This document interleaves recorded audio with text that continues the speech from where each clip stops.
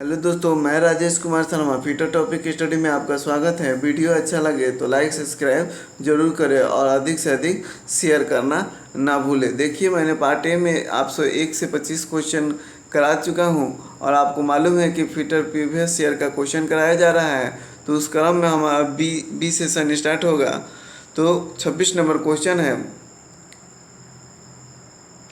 Question number 26 है। देखिए, एक बार में 50 क्वेश्चन का वीडियो नहीं बनाया जाता है, क्योंकि आप लोग देख नहीं पाइएगा और इतना समय हमारे पास तो समय है ही नहीं। हम लोग विद्यार्थी जीवन में इतने बिजी हैं, मानो सारा सारा भार हम ही लोगों के ऊपर होता है।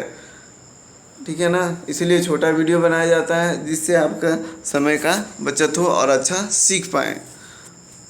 क्वेश्चन नंबर 26 है। निम्नलिखित में से किस वाशर का उपयोग किया जाता है जहां कंपन या झटके के कारण बोल्ट के ढीला होने की संभावना होती है? ऑप्शन ए है प्लेन वाशर, ऑप्शन बी है स्प्रिंग वाशर, ऑप्शन सी है टैप वाशर और डी है फाइबर वाशर। इसका सही आंसर है दोस्तों स्प्रिंग वाशर। ठीक है ना। देखिए, स्प्रिंग वाशर जो है आपके घरों के पंखों में लगे होते हैं, स्प्रिंग नुमा होता है, जिसका उपयोग जो होता है झटके लगने वाले स्थानों पे किया जाता है। यही प्लेन वाशर तो आप देखे ही होंगे। टैप वाशर का प्रयोग जो होता है नटों को लॉक करने के लिए प्रयोग किया जाता है। नेक्स्ट क्वेश्चन देखिएगा 27 नंबर। उडर्फ की निम्नलिखित प्रकार की आकृति होती है? ऑप्शन ए है आयताकार, ऑप्शन बी है वृत्तखंड की आकृति, ऑप्शन सी है गोल और टेपर, ऑप्शन डी है वर्ग। इसका सही आंसर है दोस्तों वृत्तखंड की। उडर्फ की जो होती है वृत्तखंड के आकार की होती है। इसका उपयोग जो होता है अधिकतर जो ऑटोमोबाइल इंजीनियरिंग में सॉफ्टवेयर में किया जाता है। नेक्स्ट क्वेश्चन देखेंगे हम लोग 28 नंबर। खाली स्थान दिया गया है का उपयोग स्टील की पिकिंग के लिए किया जाता है? ऑप्शन ए है तनु सल्फ्यूरिक अम्ल, ऑप्शन बी है स्पिरिट, ऑप्शन सी है ट्राइक्लोरोएथिलीन और डी है कार्बन टेट्राक्लोराइड। इसका सही आंसर है दोस्तों ए तनु सल्फ्यूरिक अम्ल का प्रयोग जो होता है पिकिंग के लिए किया जाए। पिकलिंग जो होता है धातु पर सोल्डिंग या किसी अन्य परत चढ़ाने के पहले उसको जो साफ किया जाता है वही जो होता है पिकिंग कहलाता है। नेक्स्ट क्वेश्चन देखिएगा 29 नंबर। लैपिंग प्रक्रिया में एल्युमिनियम ऑक्साइड एब्रेसिव का उपयोग खाली स्थान के लिए किया जाता है? ऑप्शन ए है कठोर धातुओं के लिए, ऑप्शन बी है अलौह धातुओं के लिए, ऑप्शन सी है कठोर स्टील के लिए और डी है इनमें से कोई नहीं। इसका सही आंसर है दोस्तों जो लैपिंग प्रक्रिया में एल्युमिनियम ऑक्साइड का उपयोग जो होता है अलौह धातुओं के लिए किया जाता है, जैसे स्टील। यही जो है कास्ट आयरन पूछता तो सिलिकॉन कार्बाइड का उपयोग किया जाता है। अगर यही क्वेश्चन आपसे हर्निंग में पूछ दिया जाए, हर्निंग में अलौह धातुओं की हर्निंग करने के लिए किस एब्रेसिव का प्रयोग किया जाता है, तो वहाँ जो होता है हम लोग का सिलिकॉन कार्बाइड होता है। बस यही चेंज होता है, आप याद कर जाइएगा। क्वेश्चन नंबर 30 है। निम्नलिखित में से कौन सा किसी जॉब पर निशान लगाते समय रेफरेंस तल होता है? ऑप्शन ए है सरफेस गेज, ऑप्शन बी है वर्क पीस और सी है इनमें से कोई नहीं और डी है बनाने वाली टेबल की सरफेस। देखिए, इसका सही आंसर है दोस्तों डी बनाने वाली टेबल की सरफेस गेज तो हम लोग चेकिंग करने के लिए ना प्रयोग करेंगे। डेंटल सतह मतलब कहने का आता है उसको नीचे जो होता है समतल बराबर देने के लिए जो होता है डेंटल सतह कहलाते हैं। नेक्स्ट क्वेश्चन देखिएगा।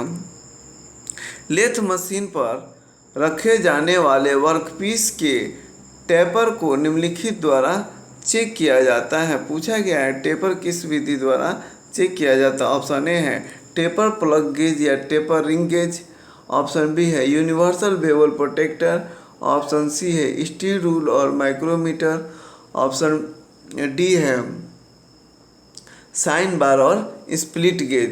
तो इसका सही आंसर है दोस्तों बी यूनिवर्सल बेवल प्रोटेक्टर।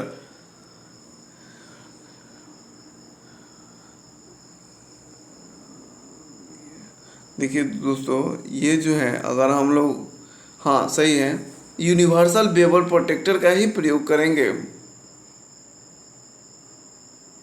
फिर से एक बार क्वेश्चन पढ़ते हैं। लेथ मशीन पर रखे जाने वाले वर्कपीस के टेपर को निम्नलिखित द्वारा चेक किया जाता है। इसका सही आंसर तो हो जाएगा साइन बार या स्लिप गेज द्वारा चेक कर सकते हैं। यूनिवर्सल बेवल प्रोटेक्टर द्वारा नहीं चेक होगा।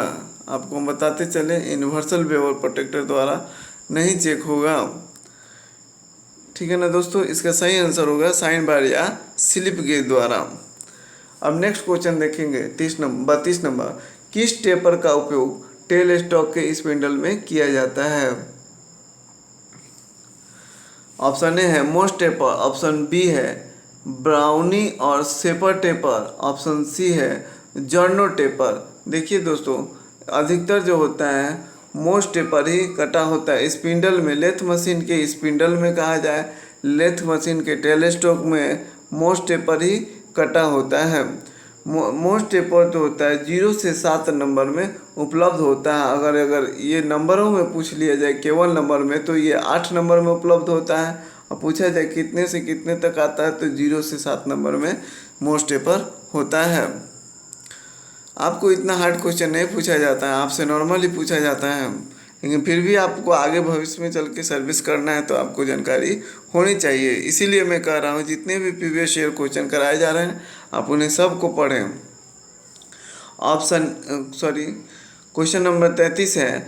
फेस प्लेट निम्नलिखित में से किस धातु के बने होते हैं? ऑप्शन ए है ढलवा लोहा, ऑप्शन बी है कच्चा लोहा, ऑप्शन सी है उच्च कार्बन स्टील, ऑप्शन डी है इनमें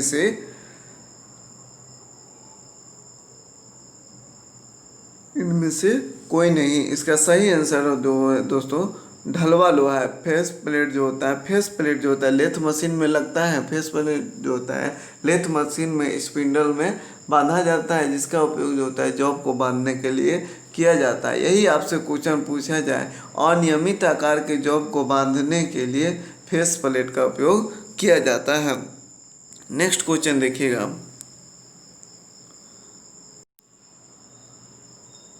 हाँ, टेपर टर्निंग संलग्न का उपयोग करने के लिए सेटिंग कोण की गणना निम्नलिखित सूत्र द्वारा ज्ञात बताइए। सूत्र बताना है, टेपर टर्निंग का सूत्र क्या होता है?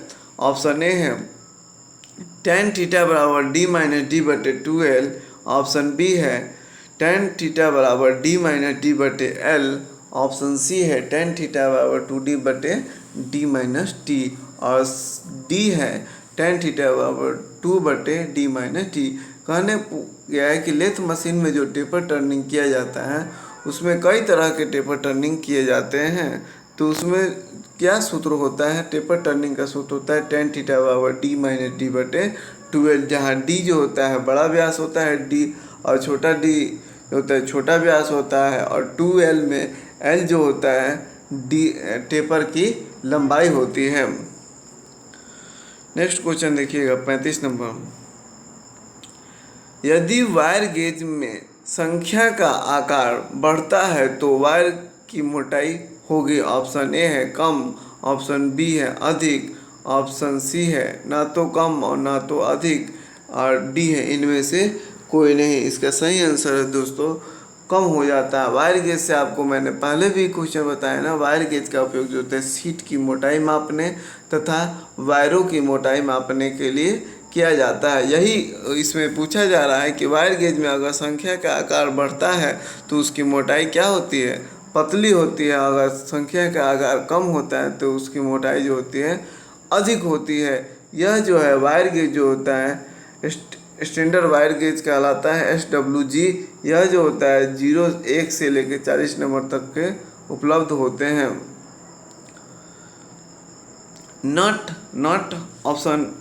नट एक है, ऑप्शन ए है अस्थायी फास्टनर है, ऑप्शन बी है अर्धस्थायी फास्टनर है, ऑप्शन सी है अस्थायी फास्टनर है, और डी है इनमें से कोई नहीं।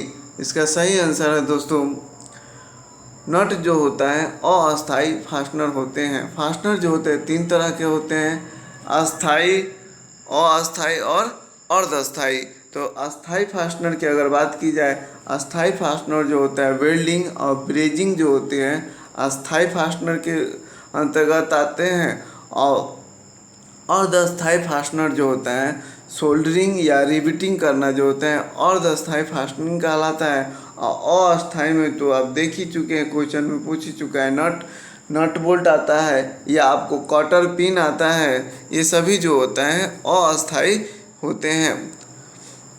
जो क्वेश्चन आपको अच्छा लगे कृपया कॉपी में नोट भी करते चलें, क्योंकि आपको अभी ITI कर रहे हैं, आपको भविष्य में आगे भी बढ़ना है और किसी भी कंपनी या कोई भी नवरत्न कंपनी में जाइएगा तो आपको वाइवा या इंटरव्यू जरूर देना पड़ेगा। ये भ्रम में मत रहिएगा कि आप जाइएगा और आपको रख लिया जाएगा। नेक्स्ट क्वेश्चन देखिएगा 37 नंबर में, निम्नलिखित में से किस यंत्र का उपयोग पहाड़ियों और घाटियों के स्केच को चेक करने के लिए किया जाता है? ऑप्शन ए है आमीटर द्वारा, ऑप्शन सी है बैरोमीटर द्वारा, ऑप्शन बी है डायल गेज द्वारा, ऑप्शन डी है प्रोफाइल मीटर द्वारा। इसका तो आंसर हम तलाशे हैं, हमको तो सही लगा है प्रोफाइल मीटर द्वारा, सही है ना? आपको एक बार चेक कर लीजिएगा। क्वेश्चन नंबर 38 है, वह स्थान जहां बेयरिंग फिट किया जाता है जाना जाता है? ऑप्शन ए है घर्षण, ऑप्शन बी है हॉर्निंग, ऑप्शन सी है सेल बेयरिंग, ऑप्शन डी है बॉल बेयरिंग। आप जो हाउसिंग कहलाता, हाउसिंग लिखा गया है, हाउसिंग बोला जाता है, समझ गए ना? आप जिस भाग जो होता है बेयरिंग का पहले से बना होता है, वहाँ जो बेयरिंग हम फिट करते हैं उस भाग को हम हाउसिंग बोलते हैं। नेक्स्ट क्वेश्चन देखिएगा 39 है, लेथ के लीड स्क्रू का उपयोग करते हैं? लेथ के लीड स्क्रू का प्रयोग करते हैं। ऑप्शन ए है स्टेप टर्निंग, ऑप्शन बी है बेयरिंग, ऑप्शन सी है टेपर टर्निंग, ऑप्शन डी है चूड़ी कटिंग। लेथ का लीड स्क्रू का उपयोग जो होता है हम लोग चूड़ी काटने के लिए किया जाता है। लेथ के लीड स्क्रू का में जो चूड़ी कटी होती है वह एकमी चूड़ी कटी होती है। अगर आपसे पूछा जाता है एग्जाम में कि लेथ के लीड स्क्रू में कौन सी चूड़ी कटी हो, तो एकमी चूड़ी कटी होती है जिसका कोण होता है 29 डिग्री। यह आपसे मोस्ट इम्पोर्टेंट क्वेश्चन है, बहुत आगे तक आपको ले जाएगा। नेक्स्ट क्वेश्चन देखिएगा 40 नंबर, लंबे जॉब में मोड़ों के दौरान आने वाले झुकाव से निम्नलिखित में से कौन सुरक्षित रखता है? पूछा गया है, क्वेश्चन फिर से पढ़ेंगे हम लोग। लंबे जॉब को मोड़े के दौरान आने वाले झुकाव को निम्नलिखित में से कौन सुरक्षित रखता है? ऑप्शन ए है मैंड्रिल, ऑप्शन बी है स्टडी रस्ट, ऑप्शन सी है रिवॉल्विंग सेंटर, ऑप्शन डी है डॉग चक। इसमें जो है मैंड्रिल जो आपको हम बताएंगे, पहले इसका आंसर देख लीजिए।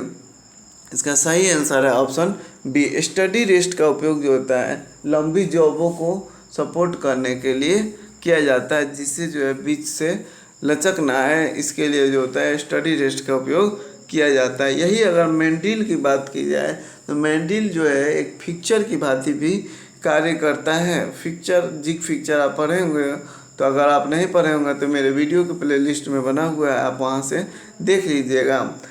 मैंड्रिल जो होता है वृत्ताकार, जिस जॉब में बीच में वृत्त बना होता है, जैसे बेयरिंग की ऊपरी भाग को फेसिंग करने के लिए जो होता है मैंड्रिल का उपयोग किया जाता है।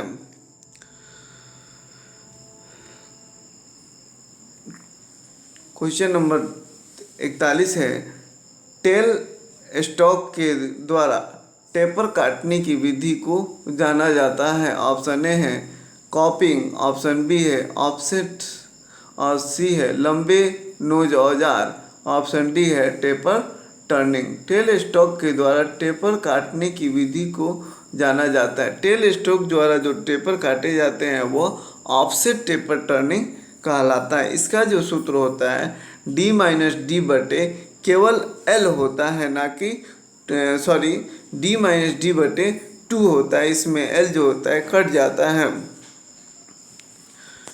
नेक्स्ट क्वेश्चन देखिएगा 42 नंबर, जॉब को न एनिलिंग के लिए रखा या में रखा जाता है। पूछा गया है एनिलिंग करते समय जॉब को रखा जाता है। ऑप्शन ए है चूना पत्थर, ऑप्शन बी है कोक, ऑप्शन सी है पिग आयरन, ऑप्शन डी है उपरोक्त सभी। इसका सही आंसर है दोस्तों चूना पत्थर। आप सोच रहे हो कि भट्ठी क्यों नहीं दिया गया, देखिए चूना पत्थर भी जो होता है में एनिलिंग में जो होता है चूना पत्थर में भी रखा जाता है। और एनिलिंग किया किस लिए जाता है, धातुओं को नरम तथा मशीनिंग युक्त बनाने के लिए एनिलिंग की प्रक्रिया की जाती है। यही आपसे पूछा जाता है नॉर्मलाइजिंग का उपयोग जो होता है जॉब के अंदरूनी संरचना को रिफाइन करने के लिए किया जाता है। नॉर्मलाइजिंग अगर पूछी जाए कि उसका जो है ऊष्मा उपचार कहाँ किया जाता है, तो उसका ऊष्मा उपचार जो होता है खुली हवा में किया जाता है। देखिए क्वेश्चन नंबर 43 है, एकमी चूड़ी का सम्मिलित कोण होता है। देखिए अभी मैंने बताया था ना कि लेथ में की बात चली थी। ऑप्शन ए है 30 डिग्री, ऑप्शन बी है 29 डिग्री, ऑप्शन सी है 47.5 डिग्री, ऑप्शन डी है 60 डिग्री। इसका सही आंसर जो है 29 डिग्री। एकमी थ्रेड का कोण जो होता है 29 डिग्री होता है। अभी मैंने पहले वीडियो में आपको बताया है। और यहाँ देखिएगा यही पूछ दिया जाए भी थ्रेड का कोण कितना होता है, भी थ्रेड का कोण जो होता है आपको 60 डिग्री होता है। 47.5 डिग्री का कोण जो होता है बी थ्रेड का होता है। और यही 30 डिग्री जो होता है टेपोजॉइड थ्रेड का कोण होता है। देखिए 24 क्वेश्चन आपको 100 क्वेश्चन के बराबर में करा रहा हूँ। एक क्वेश्चन को 4 क्वेश्चन में आपको बता रहा हूँ, उसके बारे में आप नोट करते चलें। और नहीं तो वीडियो को 1 से 2 बार जरूर देखें, वो आपका हो जाएगा। 44 नंबर क्वेश्चन है, थ्रेड स्नैप गेज का उपयोग जो होता है खाली स्थान चेक करने के लिए किया जाता है। ऑप्शन ए है बाहरी व्यास, ऑप्शन बी है ना, दोनों एक ही लिखा गया है, बाहरी चूड़ियाँ नहीं सॉरी, ऑप्शन ए है बाहरी व्यास, ऑप्शन बी है बाहरी चूड़ी, ऑप्शन सी है आंतरिक व्यास, ऑप्शन डी है आंतरिक चूड़ी। इसका सही आंसर जो होता है देखिए यहाँ पहले ही लगा दिया गया थ्रेड स्नैप गेज, इसलिए जो होता है इसका उपयोग जो होता है बाहरी चूड़ी मापने के लिए किया जाता है। इसका जो अगर पूछा जाए थ्रेड स्नैप गेज जो होता है इस तरह का होता है, पूछे जाएगा थ्रेड स्नैप गेज या स्नैप गेज जो होता है किस आकृति का होता है, तो आपको जो बताना होगा सी की आकृति का होता है। यही अगर थ्रेड नहीं लिखा होता केवल पूछा जाता आपसे कि स्नैप गेज का उपयोग करते हैं तो बाहरी व्यास मापने में करते हैं। नेक्स्ट क्वेश्चन देखिएगा, थ्रेडिंग औजार को सही से फिक्स करने के लिए खाली स्थान का उपयोग किया जाता है। ऑप्शन ए है ट्राई स्क्वायर, ऑप्शन बी है थ्रेडेड गेज, ऑप्शन सी है सेंटर गेज, ऑप्शन डी है जॉब के फेस से संलग्नित औजार। इसका सही आंसर है दोस्तों सेंटर गेज का उपयोग जो होता है देखिएगा, सेंटर गेज का उपयोग जो होता है थ्रेडिंग टूल को सेट करने के लिए किया जाता है, या जॉब के सेंटर को भी चेक करने के लिए जो होता है सेंटर गेज का उपयोग किया जाता है। इसमें जो थ्रेड बने होते हैं भी थ्रेड बने होते हैं या बी थ्रेड बने होते हैं जो 60 डिग्री और 47 डिग्री और 55 डिग्री के कोण बने होते हैं। नेक्स्ट क्वेश्चन देखिएगा, कौन सा चक प्रतिवर्ती जॉ होता है। ऑप्शन ए है कॉलर चक, ऑप्शन बी है 4 जॉ चक, ऑप्शन सी है टेल स्टॉक, ऑप्शन डी है हेड स्टॉक। इसका सही आंसर जो है दोस्तों प्रतिवर्ती जॉ कहा जाए तो आप जो है कॉलर चौक को पढ़िएगा। कौन सा चौक प्रतिवर्ती चौक कहा जाता है, तो ये जो होता है कॉलर चौक होता है। और सेल्फ सेंटिंग चौक जो होता है 3 जॉ चौक होता है। कौन सा होता है थ्री जॉ चक जो होता है सेल्फ सेटिंग चक कहलाता है, और स्वतंत्र चक या यूनिवर्सल जॉ चक जो होता है फोर जॉ चक कहलाता है। जैसा कि आप जानते हैं थ्री जॉ चक जो होता है, एक ही थ्री जॉ चक में तीन जबड़े होते हैं जो एक ही साथ खुलता है और एक ही साथ बंद होता है, जिससे इसका नाम जो होता है सेल्फ सेटिंग चक कहा जाता है। और फोर जॉ चक जो होता है चारों जॉब अलग अलग खुलते हैं, इसलिए इसका नाम जो होता है स्वतंत्र जॉ चक कहते हैं। अब यहाँ से आपको तीन क्वेश्चन करा दिया मैंने। अब यहीं आपसे पूछा जाए अनियमित आकार के जॉब को पकड़ने के लिए किस जॉ का चक का प्रयोग करते हैं, तो फोर जॉ चक का प्रयोग करते हैं। और थ्री जॉ चक में किस आकृति के जॉब बांधे जाते हैं, तो वृत्ताकार आकृति के जॉब बांधने के लिए किसका प्रयोग कीजिएगा, तो सिलेंडरिकल जॉब का प्रयोग करेंगे।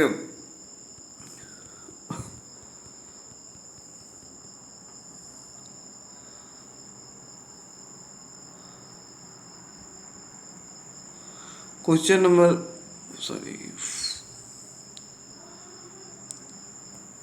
47 है, छेनी की अधिक भंगुरता को हटाने के लिए किया जाता है। लिखा गया है क्वेश्चन हमेशा टेक्निकल क्वेश्चन हमेशा 2 बार पढ़ा कीजिए आप एग्जाम में। मेरी राय है क्वेश्चन हमेशा 2 बार पढ़ा कीजिए, चाहे किसी भी कंपटीशन एग्जाम में जाइएगा तो आप क्वेश्चन 2 बार पढ़िए, खासकर टेक्निकल क्वेश्चन। तो इसमें पूछा गया है छेनी की भंगुरता को कम करने के लिए कौन सी प्रक्रिया की जाती है। ऑप्शन ए है टेम्परिंग, ऑप्शन बी है हार्डनिंग, ऑप्शन सी है कार्बोराइजिंग और डी है एनिलिंग। यहाँ हम समझेंगे ये जो होता है छेनी की भंगुरता कम करने की प्रक्रिया जो होती है टेम्परिंग कहलाती है। यही जो है भंगुरता टेम्परिंग में होता है क्या है, जब हार्ड भी होता है और भंगुरता कम हो जाती है, जिससे छेनी द्वारा कटिंग करते समय उसका पॉइंट टूटे नहीं, मुड़ जाएगा लेकिन टूटेगा नहीं। और हार्डनिंग में क्या होता है, जॉब के घिसाव प्रतिरोध को सह सकता है लेकिन वो उसे चोट देने पे वो जो होता है चूर चूर हो जाता है। कार्बोराइजिंग जो होता है मृदु इस्पात माइंड स्टील में कार्बन की मात्रा बढ़ाने की प्रक्रिया जो होता है कार्बोराइजिंग कहलाती है। और यहाँ जो है डी जो है एनिलिंग मैंने आपको बता ही दिया। एनिलिंग का उपयोग जो होता है मशीनिंग गुण सुधारने और धातु को नरम बनाने के लिए किया जाता है।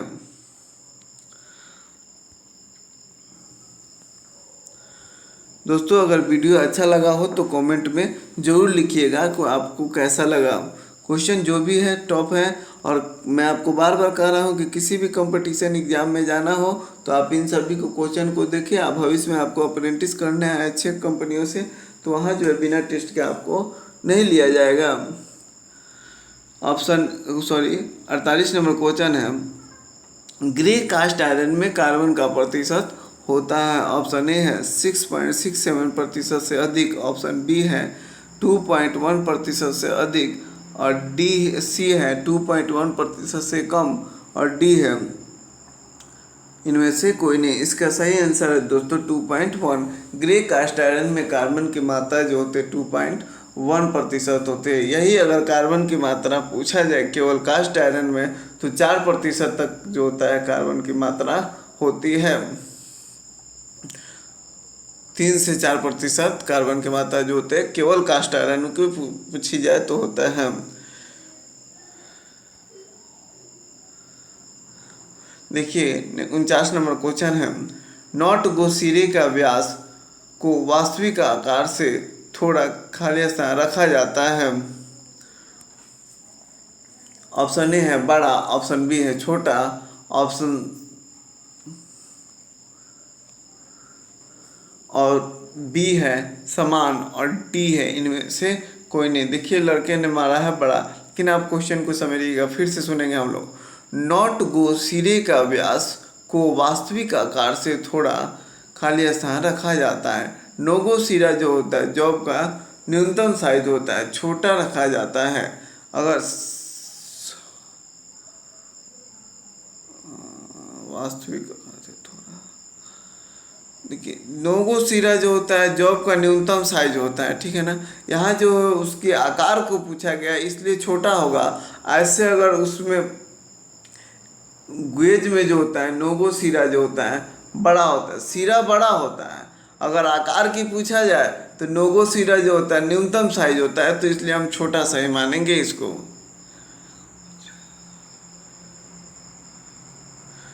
नहीं, इसके क्वेश्चन के हिसाब से ही बड़ा ही होगा, सही है ना। आप एक बार देख लीजिएगा। ऐसे हम आपको स्पष्ट क्लियर कर देते हैं कि नोगो सिरा में जो होता है, सिरा की बात की जाए तो बड़ा होता है, अगर ये साइज की बात की जाए तो ये न्यूनतम साइज होता है। गो सिरा जो होता है, केवल गो सिरा जो होता है बड़ा अधिकतम साइज होता है। इसका सही आंसर है दोस्तों, आप कंफर्म रहिए, आपको कंफ्यूज होने की जरूरत नहीं है। इसका सही आंसर देखिए, यहाँ सिरे का व्यास लिखा है ना, तो ये जो होता है बड़ा होता है। क्वेश्चन नंबर 50 है, M16 इंटू 55 में M16 इंटू 55 में 16 क्या दर्शाता है। देखिए ये जो लिखा गया है, क्वेश्चन पहले पढ़ लेते हैं हम। ऑप्शन ए है शंख की लंबाई, ऑप्शन बी है चूड़ी का व्यास, ऑप्शन सी है दोनों, ए और बी दोनों, ऑप्शन डी है इनमें से कोई नहीं। इसका सही आंसर है दोस्तों बी, चूड़ी का व्यास। ये जो होता है M16 इंटू 55 में आपको क्या बताया गया है, देखिए यहाँ 55 जो है गलती लिखा गया है, ठीक है ना। 55 जो होगा ही नहीं, यहाँ 5.5 भी नहीं होगा। कैसे लिखा गया आप क्वेश्चन में ये तो नहीं मालूम है, लेकिन यहाँ जो है देखिएगा M16 इंटू 1.5 या जो भी हो 2 mm यहाँ रहता है। इसको जो रहता है आपको जो है टैपिंग करने के लिए टैप डील साइज होता है, जिसमें चूड़ी का व्यास कितना है 16 mm दिया गया है। 16 mm जो होता है ये M क्या दर्शाता है, मीट्रिक साइज दर्शाता है। 16 जो होता है चूड़ी का व्यास को दर्शाया जाता है। यहीं आपसे पूछा जाता है 1.5, यहाँ 55 भैया हम उसको सही नहीं मानते हैं। इसमें जो होता है 1.5 होगा या 2 mm होता है 16 mm के लिए पिच, तो 1.5 जो होगा चूड़ी का पिच होता है। वीडियो अच्छा लगा हो तो लाइक सब्सक्राइब जरूर करें और कमेंट करना ना भूलें आपको वीडियो कैसा लगा। और आपको अगर अच्छा लगा हो तो आप अपने मित्रों को भी बताएं, जो आपको भविष्य के लिए बहुत बहुत लाभदायक है ये सभी क्वेश्चन।